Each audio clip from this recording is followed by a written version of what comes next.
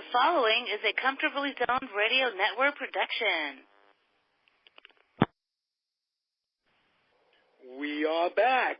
New York Met Baseball. Past, present, and future. I'm Ralph Tyko with the Comfortably Zoned Radio Network.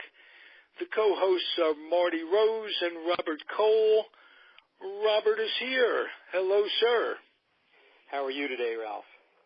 I'm doing quite well. Marty is yet to join us. Hope all is well with him. All is well in Metville because it is opening day. Opening day of spring training. That's close enough to opening day. Pitchers and catchers have reported, and that's a holiday as far as I'm concerned. It's been a long summer. I'm out in California where the weather is held up for the most part, but you are experiencing a Florida weather pattern that is practically unprecedented, Robert Cole. That's correct. We've had some of the coldest weather we've had in my 30 years down here. But I didn't realize you had been down here that long. I thought you had come down when you retired from driving a bus. No, actually, I'm still driving a bus part-time down here. Ah, okay. I thought that was up in the Northeast when you did that, and then you retired down here. You've been there for a long time, so you know the ins and outs of Florida. You know what the spring training is like. We talked off the air a little bit. You are into the Florida State League, which is a high A league, and you just see it all in terms of baseball. It's kind of cool.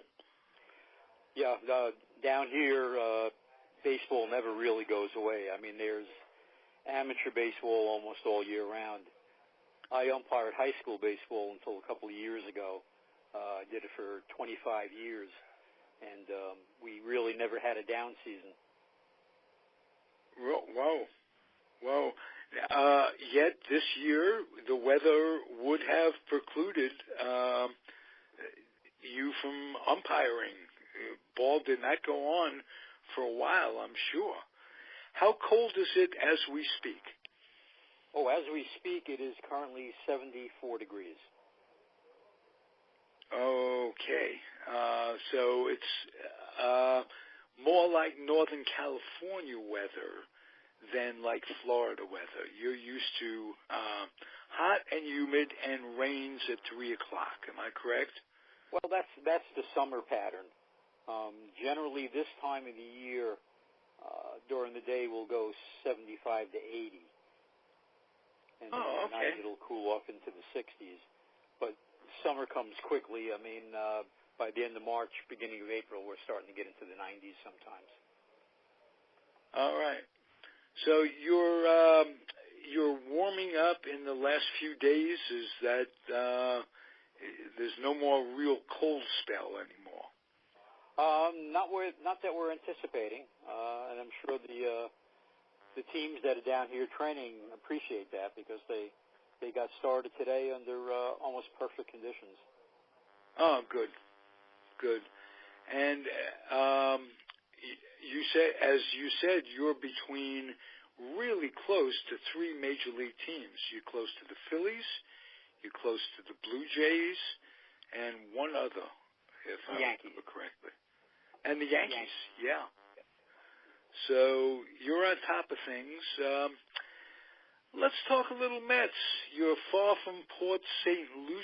Lucie, but given the era that we live in, we've got the internet, and we know what's happening almost on a moment-to-moment basis. I want to call your attention, if you hadn't read it, to and the audience's attention to the recovering Zach Wheeler. He's going through a treatment that is highly unusual, and that involves, for like 60 days, he's getting needles in the stomach for one reason or another. So sometimes we lose track. A guy's hurt, you say, he's 60 days on the DL. Why can't he stay healthy? This, that, and the other thing. But we lose track of what a ball player goes through in rehab. You know, you say, well, we're paying this guy for nothing. He's sitting out. Wright's a good example. But just found out that Wheeler's going through some painful stuff in rehab. So makes me want to root extra hard for the guy if he's gone through that and come back. Oh, yeah. What say you, Robert Cole? Well, I mean, he's had a rough go of it. He had the Tommy John a couple of years ago, came back. His first few starts were good, and then he started struggling again. Mm-hmm. Like nothing better. I mean, team-wise and for him just personally to have a good comeback year. Yeah, let's hope for that. Speaking of guys having comeback years, and I was thinking about this the other day. If Cespedes and Syndergaard both come back to form, which means everything going well right now, if it keeps going well, if Cespedes stays hydrated and Thor is healthy, those are two guys that are really at the top of the heap. One a hitter, one a pitcher in Major League Ball. They're right up there with some very, very impressive stats when they're going well that can carry a team for long periods of time. And I'm starting to see, last week while we were recording this show, the Mets up and sign Frazier. So there are only a few little pieces left. One of them I surmise they're thinking along the same way is a middle of the rotation pitcher. And a few guys were mentioned that we talked about last week. Is there anything rumored along the way that they're getting closer to coming to an agreement with one of those two guys? Okay, I think the fact that Yu Darvish signed just the other day with the Cubs will finally get that loosened up a little bit. I think everybody was sort of waiting to see where Darvish was going to go.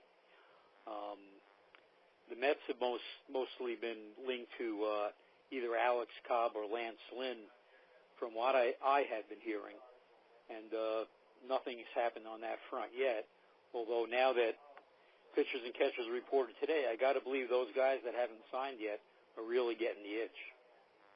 Oh, yeah. But were you surprised that Darvish got like 6 years from the Cubs? I don't think it's going to loosen things up. I think it almost sets the tone. Well, if he got 6 years, this, that, and the other thing, does that school of thought make sense? Well, yes and no. Darvish was probably ranked number one out of all the free agents. So, he would have had to go first. He's gone now. So other teams that may have had him in their thoughts, have to look elsewhere now. But but there's rumors that these general managers are getting a little more savvy. I don't think there's been but one or two pitchers who have worked out in the long run with contracts that are like 4 or 5 years. I haven't heard of a guy signing for 6 years in a long time, and it just surprised me. I didn't think the money, it doesn't matter. It's monopoly money. They want to stay under their soft caps. All that will take care of itself. I can't judge every signing by money, but I can judge a signing whether it's potentially good or bad by the number of years that they have to give up, and naturally the age of the player. 6 years from now, what is that? 5 years from now, how old is Darvish? He would be probably towards his mid-30s, I would think. Okay. I'm thinking. Yeah. Maybe 35. Yeah, something like that. Okay. We'll never remember this conversation, but I'll put this away in the back of my mind. I don't think this is a good signing for the Cubs. Well, I don't either, but I think they're looking at it as going for it this year. They apparently felt they needed a frontline starter. Jake Arrieta is still out there. I thought they were going to re-sign Jake Arrieta. Apparently they're not going to do that. So it's hard to say. I'm surprised that Well, we've had Frazier drop, falls a domino, and now we have Darvish falling, a pitcher and a position player. You may be right. This may start the ball rolling, and players having that competitive spirit. Hey, it's spring training. We've been waiting. It's cold winter wherever we were, just as it's a cold winter for the fans, and we want to get it going. Sign us because. And here's another reason I didn't think Darvish would sign, because next year's free agent crop was so strong. But you pointed out that if this could put the Cubs over the top, they're right there. They're a year removed from being world champions, and they need a top-of-the-line starter. I liked Arrieta. I thought he. I'm surprised they didn't sign him as well. You never know what players do to piss off management and vice versa. You don't know. Maybe he went to arbitration. They had to argue against him. There's all kinds of things. Maybe he just doesn't. Maybe he's like Hampton. He doesn't want to live in New York. He wants to live in Colorado. So maybe he doesn't want to live there. So in Chicago. Yeah, and another guy like that was Kenny Rogers. Yes, exactly. Wow, that goes back a ways in Metsville. Oh yeah. So many. I mean, you got to give them. They stayed in the headlines, the Mets. Oh yeah. And they're doing that this year. They're coming up. I think Alderson, given that he won 2 years ago, he got to the World Series. Didn't win it, got to the World Series. Given that he is, every time he has to go to the well for money, he's got to face Wilpon and Wilpon Jr. And it has to be very discerning trying to get money from these people. And he has done it. He's putting the pieces together. I hope he signs Lucroy. I know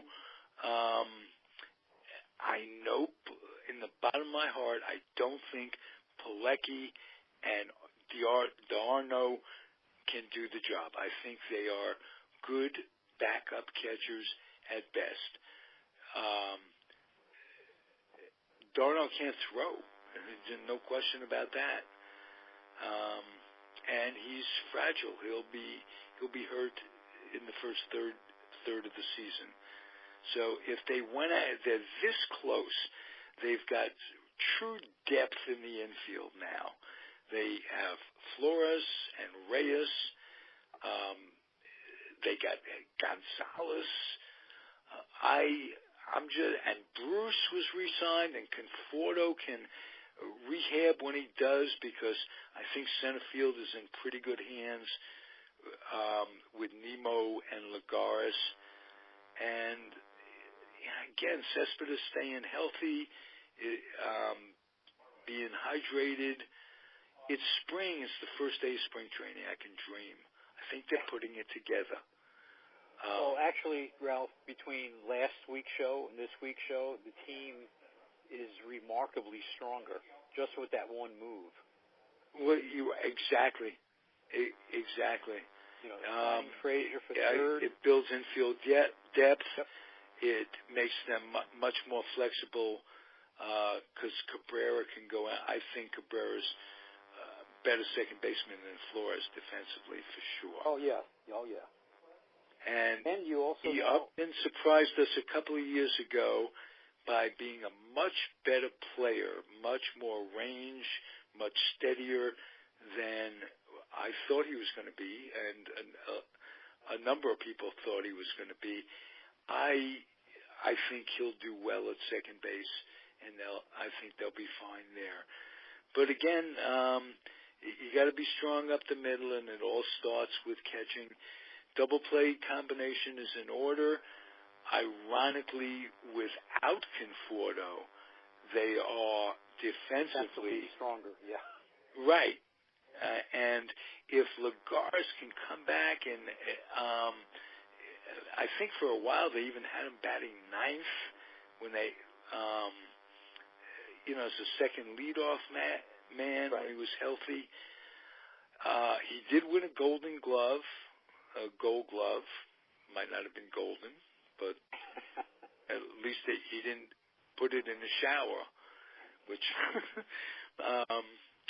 in any event, I feel much better than I did last week. Yes, as absolutely. Do you. Absolutely. And this also takes pressure off of Cespedes too. Okay, Frazier can carry a team for a while. Bruce can carry a team for a while.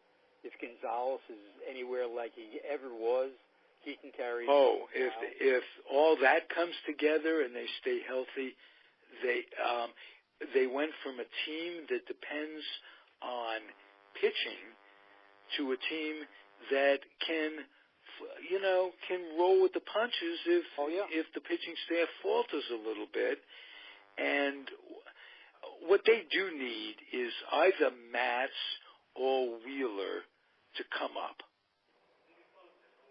to take that step up, remain healthy, and give them three really solid guys. And I was talking on another podcast about a team having a weak rotation, and I said, can you name me a team with 5 solid starters nowadays? Everybody's looking for pitching. Everybody's hurting for pitching. So we're forgetting something too, Ralph. We're forgetting Matt Harvey. Yes, you're right. Oh, he's a one of those three guys. Boy, if 2 out of 3 of those guys come on strong, and Gazelman can be a 5th starter. He can come back to form, or Montero, or Lugo. Like they had those guys, counting on those guys doing very well. A year ago, we were going, God, we've got 8, 9 guys as possible starters. We have an abundance of riches, and now we're trying to build. But yes, if Harvey comes back, I hope he does. I hope he does.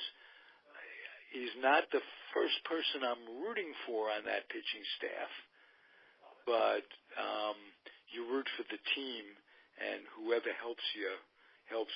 That's how. Sure.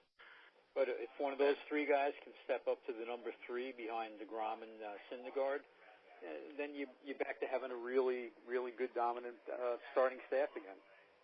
Yes, absolutely. Now, Callaway said something interesting. He's going to go to something that, and I want your opinion on this, he's going to go to something that is, in today's day and age, unconventional. He's going to not have a slot for a closer. In other words, if he needs, say, Familia, and he thinks Familia matches up with the teams in the 7th inning with the guys coming up to bat, and the game's on the line in the 7th inning, he'll use Familia in the 7th inning. Correct. Now, there are a lot of reasons something like that might work. Not everybody not having a role might work. but there's one reason why I think it might not work.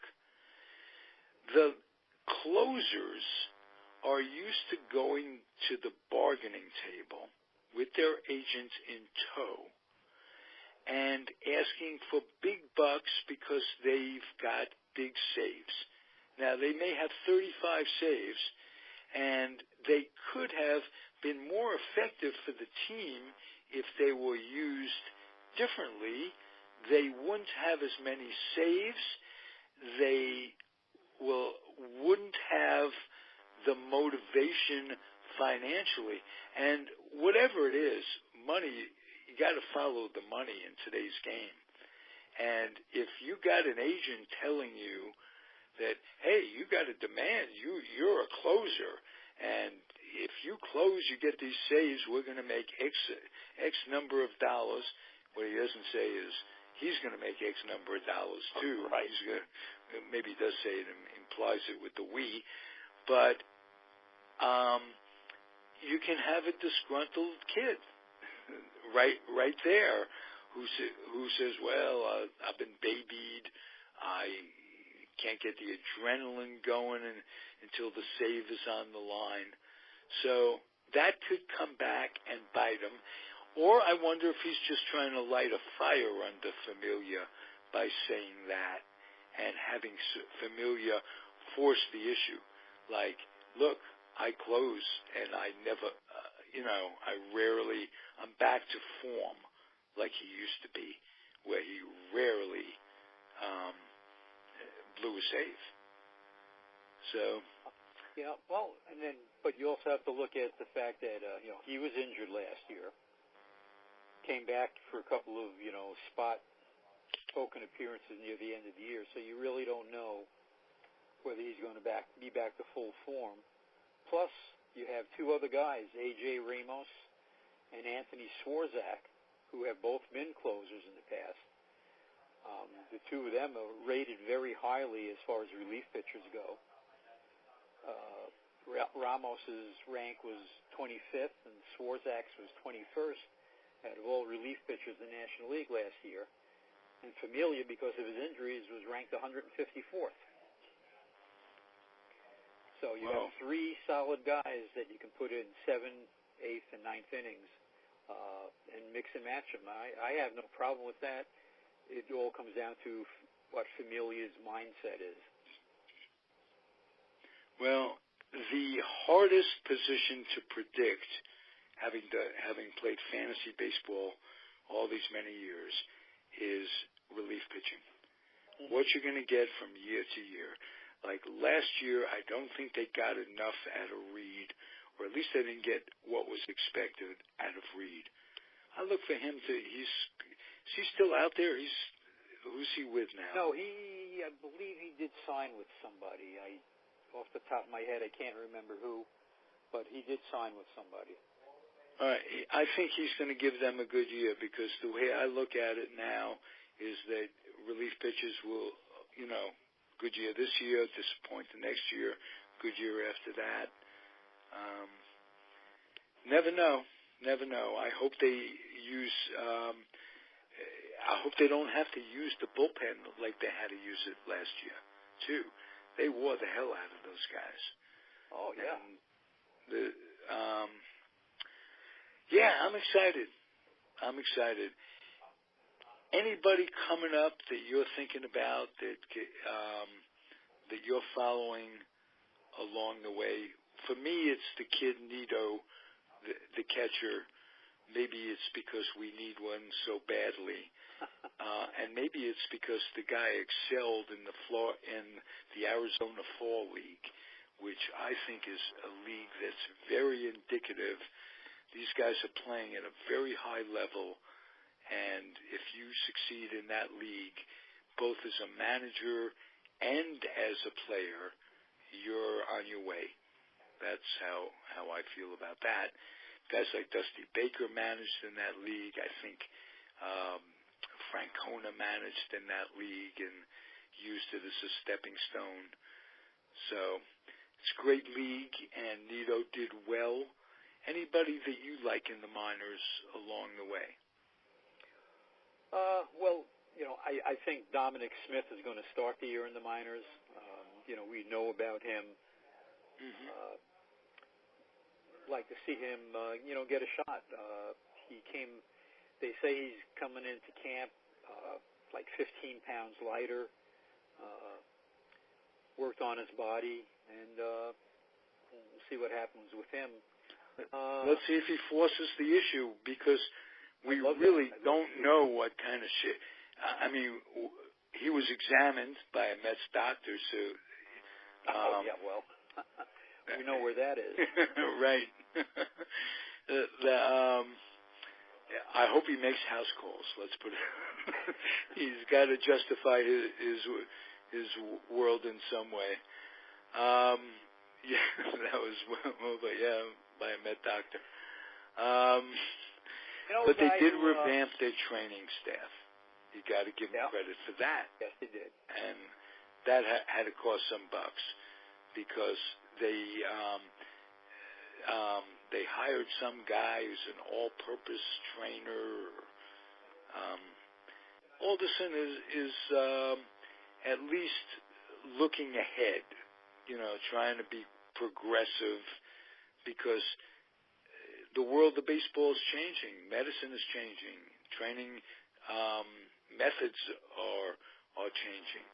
And I think he did well with Callaway. This guy, Callaway, like Marty was saying last week, he led Cleveland to the best ERA in baseball. And that's saying something as a pitching coach. So and you have to look at how he used Andrew Miller last year too. And I think that's what he's trying to think about with Familia and those guys. Why like we were talking, why bring your closer in the ninth inning to face the seventh, eighth, and ninth batters, when maybe the seventh or eighth inning you're going through the heart of the order. So right. I'm waiting to see how that works out. Yeah.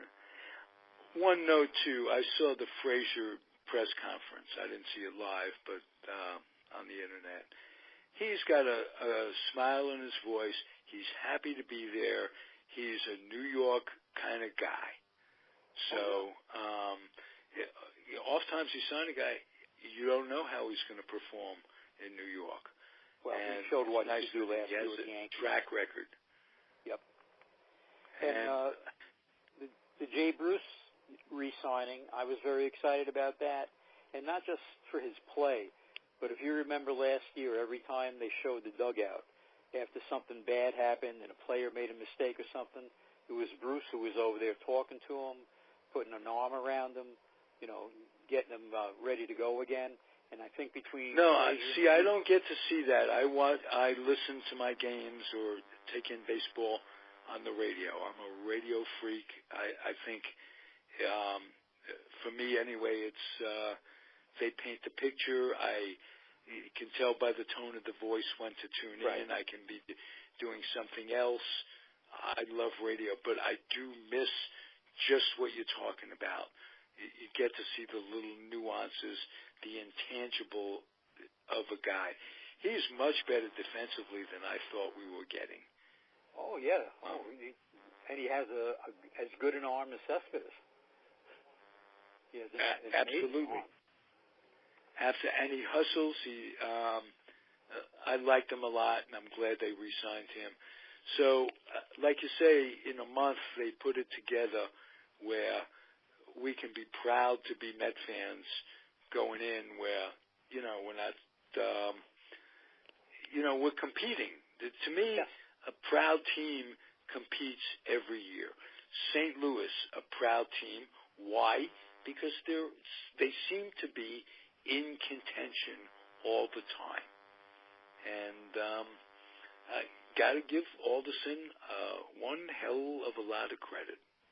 That's the only thing. Hats off to you, Sandy, an ex-Marine. There you go. And he was one tough guy. Yes. I read about him. Yeah. And you have to work with the Wilpons. Okay, you've got to be tough. You've got to be smart. You've got to be shrewd. People don't realize that. They jump on Sandy Alderson. They need a new GM, this, that, and the other thing. The things that he's been able to do with two guys that won't pull their wallets out of their pants pocket too often, he's done some amazing things. The most amazing thing he did when he first came in, he got like 2 or 3 guys. DePodesta was one of them.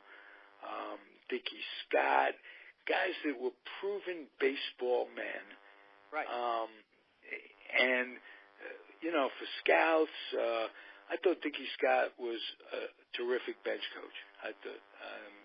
I'm prejudiced because I knew him when he was in the minors, and I was the Tops guy. He was the Modesto manager, and I went down a lot to see that Modesto team back in the days. Pete Rickard was the pitching coach, and some good memories for me along those lines. And what's fun for me, I get to touch bases with a lot of those guys. Tanyan Sturts was on that Modesto team. Oh, was he really? I got to have him as a guest on one of the shows, and we shared some memories, and it was cool for him that to look back upon those days. I'm fascinated by what it takes for a kid to come up in the minors, for a kid to be signed to a professional baseball contract. You know how good one has to be. I'm not talking to you. I'm talking to the audience. Just in general, you know how good a guy has to be. World-class athlete, competing 7 or 8 minor league teams coming up along the way, rookie league teams, this, that, and the other thing. We're in an age where players come in from the Dominican, from China, from Korea, and what have you. Incredible level of skills that we're watching these days. So I'm thrilled that spring training is here. I'm thrilled that winter's coming to an end. And what's the song? You're reborn again. Baseball's on its way. Put me in, coach. Yes, there you go. And speaking of which, there's a brown-eyed, handsome man, right? I don't have brown eyes, but Jackie Robinson does. And I saw number 42 the other day for the first time, the movie. Oh, really? And and had the good fortune the day after seeing it to talk to my co-host on the Golenbach University, Peter Golenbach, who wrote Bums, and if you see 42, if you see the movie, I pointed it out to him. It's almost verbatim. He got no credit for it. They took his book and made a movie. Peter says, God bless him. They took my book, basically, but it came to life for me.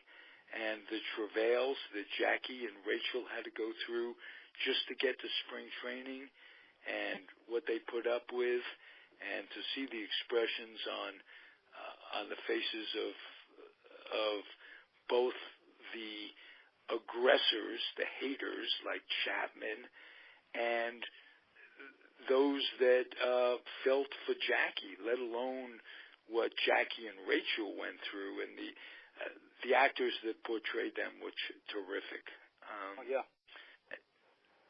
Excellent movie. Just a great movie, and baseball as we know it would not be the same without Jackie Robinson. So just thought I had to throw that in there for one reason or another on opening day of spring training. Hey, thank you, Robert. This was a good show. Anything you want to close with? No, not really. Just a shout out to Marty. Hope everything's okay with him. Yeah, I'm just thinking that too. There's not a message on Facebook, and that is, I don't know how well you know Marty Rose. Marty Rose worked 42 consecutive years at the same job. he's the steadiest man in my neighborhood growing up. We were in second grade together. He was a crossing guard, reliable enough for that. Wow. Steadiest guy in the world. So for him not to be here right now worries me, quite frankly, and I'm going to give him a call right after we get off. Be well, Robert Cole. We'll see you next week, and same time, same bat channel, as Al Blumpkin would say. And we'll be 1 week closer to actual spring training games. Actually, yes. For me, spring training games mean a lot. When that starts, when they're standing in there and taking a pitch for real, because we don't realize, well, they're just getting in shape. No, the majority of the players that we see in spring, here in spring training, they're looking to move up one way or the other. They could either move up, make an impression, go from AA to AAA. If not, a good example is Dominic Smith. He can force the issue, and he can get a lot of at bats this year. Yeah. So it's going to be interesting. LaCroix is still out there, and an old man can dream. Well, I'm dreaming with you. All right, Robert. Talk next week. All right, Ralph. Be well. Okay, you too. Adios. Adios, everybody. If you enjoy our offerings, please box up some lightly used children's books. Take them to the Head Start program in whatever community you live. Kids need to read. They need to be school ready.